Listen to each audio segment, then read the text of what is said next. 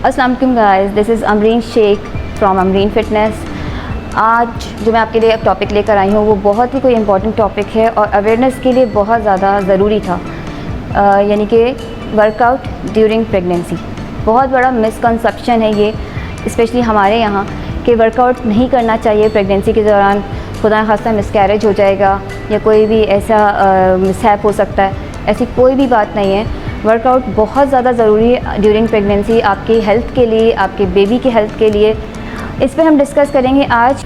अच्छा, क्यों ज़रूरी है इस पे हम बात करेंगे। और इसके अलावा ऐसा भी होता है कि कभी कभी आपके साथ अगर कोई वजह से प्रॉब्लम चल रही है या मल्टीपल प्रेगनेंसीज़ हैं या बहुत लो लाइंग प्लासेंटा है और उसके अलावा आपको कोई स्पॉटिंग वगैरह हो रही है, तो आप एक्सरसाइजेज़ या वर्कआउट अटैम्प्ट नहीं करेंगे। आप पहले अपने गायनेकोलॉजिस्ट को कंसल्ट करेंगे, उसके बाद अगर वो बोलें या वो प्रेफर करें तो आप वर्कआउट करेंगे। वर्कआउट करने से बहुत सारे फ़ायदे भी हैं प्रेगनेंसी में। आपका एक तो मूड अच्छा रहता है। मेजॉरिटी जो लेडीज़ हैं उनको कॉन्स्टिपेशन की प्रॉब्लम हो जाती है, वो ख़त्म हो जाती है वर्कआउट करने से। आप जो है ज़्यादा थकते नहीं हैं, नींद अच्छी आती है वर्कआउट ड्यूरिंग प्रेगनेंसी अगर आप करते हैं तो। और बहुत कोई हाई इंटेंसिटी वर्कआउट नहीं होता, हम बहुत माइल्ड एक्सरसाइजेस करते हैं उसमें। एक टाइम पीरियड आता है लेवल बाय लेवल, उसमें आप क्या क्या वर्कआउट कर सकते हैं, कौन से ऐसे स्टेप्स कर सकते हैं, कितना एक्सट्रीम इसको लेके जा सकते हैं डिफरेंट टाइम पीरियड्स में। लाइक 9 मंथ हैं तो वो भी आपका डिवाइड होता है ट्राइमेस्टर में, तो उसमें हम बताएंगे कि कौन सी एक्सरसाइज आपको करनी है और इसके डिटेल देंगी आपको डॉक्टर सदफ़, कि क्या इसके फ़ायदे हैं, क्या बेनिफिट्स हैं, किस तरह से आपकी एंड्योरेंस इन्हांस हो सकती है, इसमें आपके अंदर स्ट्रेंथ आ सकती है। आपका पोस्चर, जो बेसिकली प्रेगनेंसी में पोस्चर आपका ख़राब हो जाता है, पोस्चर अच्छा रहता है, इम्प्रूव करता है आपके पोस्चर को। बैक एक, जो बैक एक का मसला रहता है ख़वातीन को, मेजॉरिटी जो प्रेग्नेंट ख़वातीन हैं उनको कमर का दर्द लाजमी होता है, उससे भी रिलीफ़ मिलता है अगर आप अच्छा एक नॉर्मल वर्कआउट रूटीन में रखते हैं इन 9 मंथ्स में।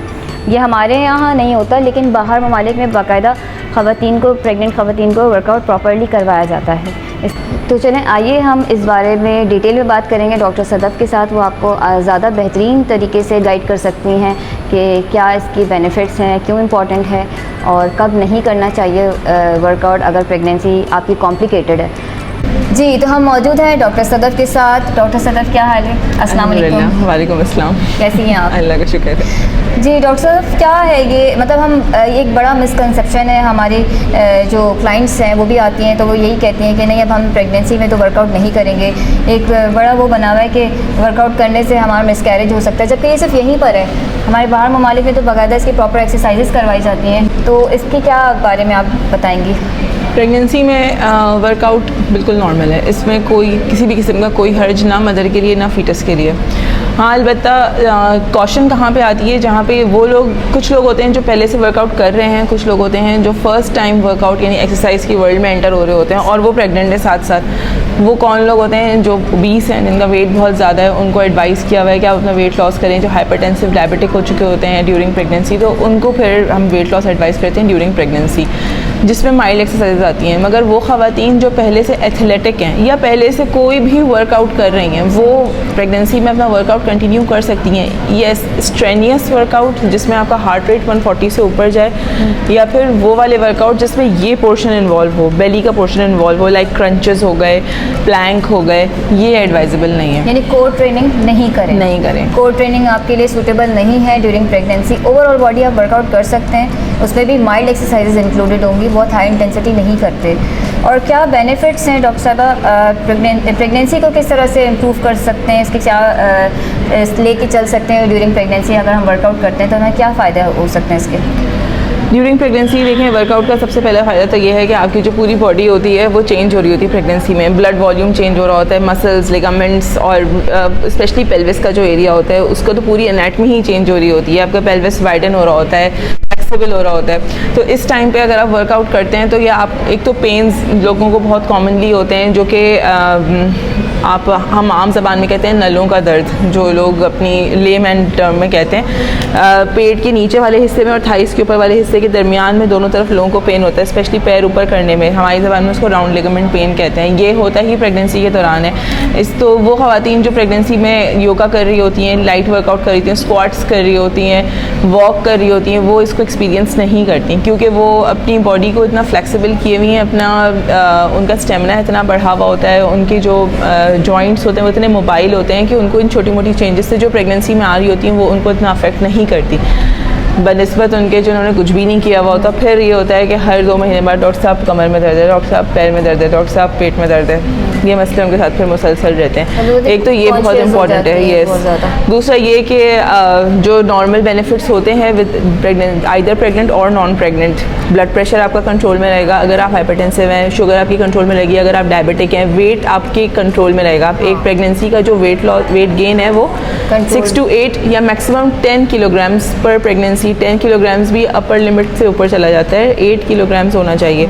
मगर हमारे यहाँ ख़वातीन 25-25 किलोग्राम गेन करती हैं। इतना मतलब खा रही होती हैं, फिटनेस को लगने के बजाय वो ये कहती है, हमारे यहाँ जो एक है ना कॉमन मिसकंसेप्शन, ईट फॉर 2, इससे बड़ा तो मिथ मेरे ख्याल में कोई प्रेगनेंसी का एग्जिस्ट ही नहीं करता। Eat for 2 is nothing, eat for 2 is the biggest myth जिसने डिस्ट्रॉय किया है हमारी पॉपुलेशन को।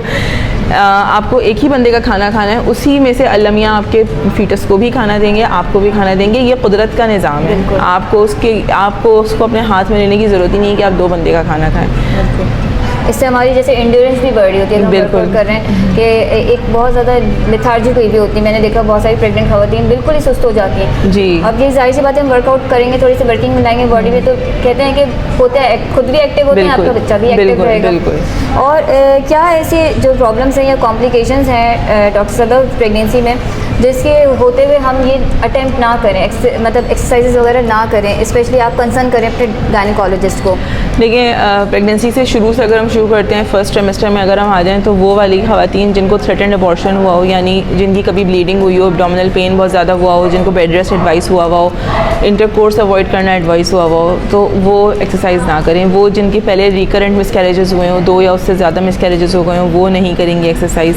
लेटर ऑन इन प्रेगनेंसी वो वाली ख़वातीन जिनका प्लेसेंटा प्रीविया यानी प्लेसेंटा आगे होता है और बेबी पीछे होता है, जो एक्सपीरियंस करती रहती हैं on end of bleeding through out there pregnancy, वो एक्सरसाइज नहीं करेंगी। उनके लिए लीस्ट फिजिकल एक्टिविटी एडवाइज्ड होती है।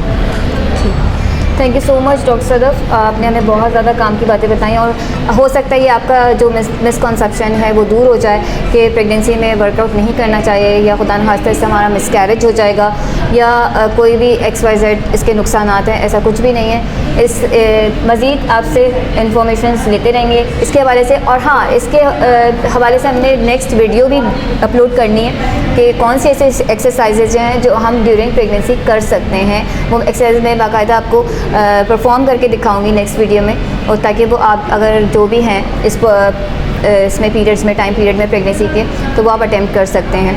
तो इंशाल्लाह नेक्स्ट जो हमारी वीडियो आएगी वो होगी प्रेगनेंसी से रिलेटेड एक्सरसाइजेस पे।